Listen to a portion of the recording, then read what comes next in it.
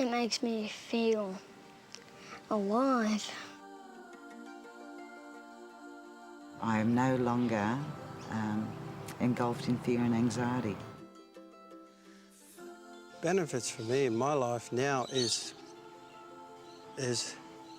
absolutely enormous. It is the best strategy that I've ever used in my profession. It's so simple, and yet it's so profound.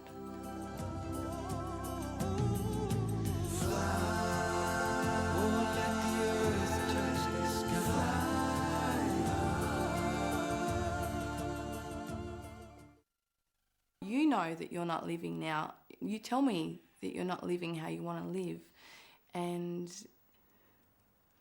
there's tools, and it's the journey, and it's really easy. You've just got to be, I guess, a little bit brave to leave your old self behind.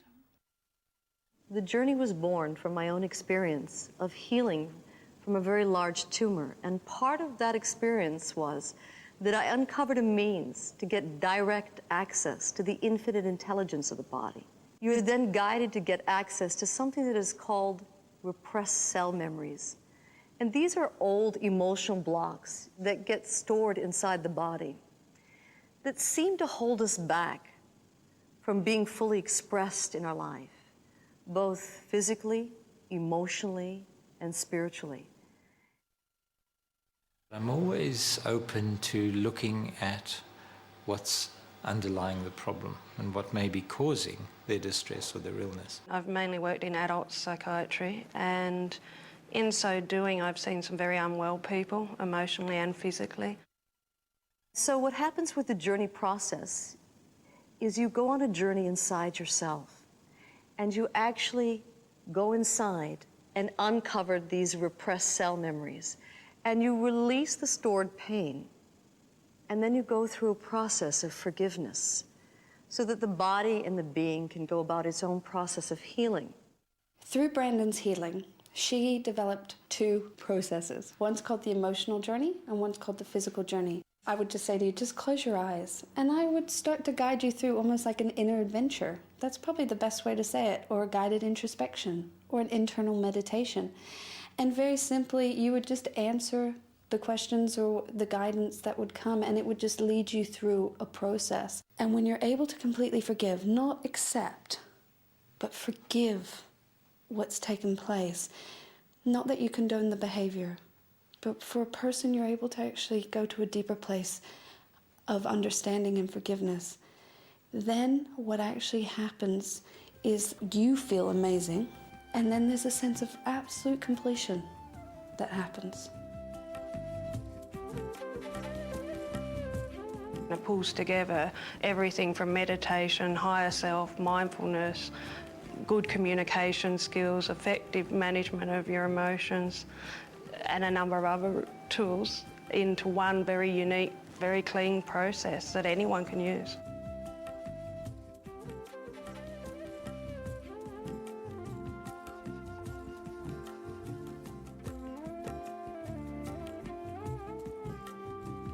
Hundreds of thousands of people worldwide are using the journey to help heal both emotional issues and physical challenges. It's why it's being used in cancer hospitals, why it's being used by psychologists, psychiatrists, by business people. And what's been so moving is what has been happening in schools. The Journey program, when I first heard about it through Cheryl, gave me an opportunity to see outside the square, think outside the square a little bit and see what we could do for these children to make them happier at school and hopefully develop into good citizens. So what I did was offer to work with some children. That was the best I could do, and just to give me a couple of children to work with. Over a period of 6 weeks, I'd work with them weekly, and then after that, it was just noticeable, the benefits and the changes in these children. We had one young girl who we couldn't get through the gate. She's in year 1 currently, and after 2 journeys, the mother wrote to say thank you. She's now happy to come to school and things are sort of settling for her. The self-confidence does actually raise their academic progress as well. You know, they become better readers, they become more confident at their maths, so they succeed more. So it does affect them.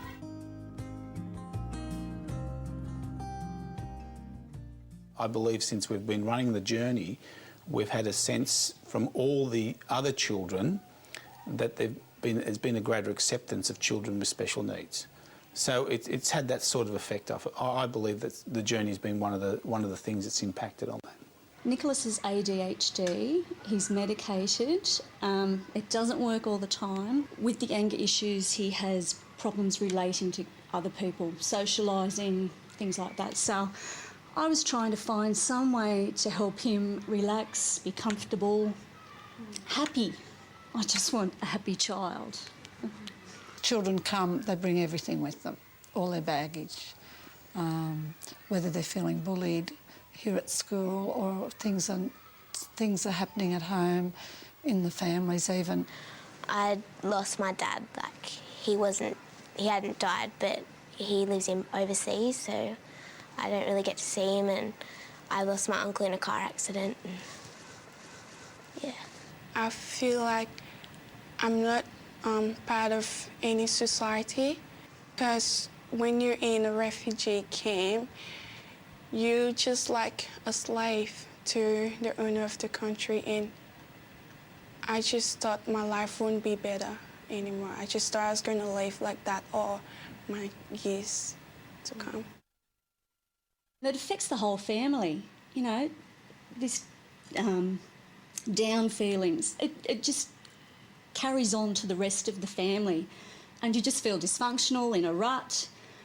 So after the first journey, it was a whole new beginning.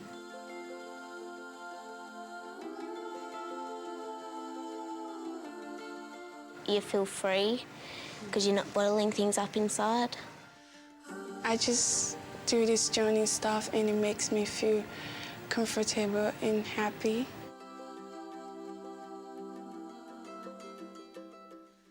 This process has been successful with healing things like emotional issues that you might have, from anger to fear, to sadness, to loss of loved ones, to divorce issues, issues of abuse, issues where you felt just a deep, low self-esteem. I always turned to doctors, I always turned to antidepressants to fix it, because I didn't feel that inside I could be in control. I spent a long time just pretending on the outside to be all happy party girl, like I can take as many drugs as anybody else, and I've got the fabulous life with the husband, and we've got the boat, and we've got the cars, and we've got the stuff, and then inside I was just dying. There's lots of anger. I blame the world for everything that happened to me. I blame God for everything that happened to me. The only person I never looked at was myself. I was very closed off with the world, almost making an effort within myself to prove to myself that that wasn't part of me, and that I wasn't gay, but I was. Just be driving my car, and I'd just be all I could do to turn the corner instead of driving straight into like the wall that was ahead. I turned to food. That was my thing. And even though I wasn't hungry, I wasn't needing to eat, I would eat, and I felt comfort from the food. I had been sexually abused for 10 years of my childhood, and for 38 years I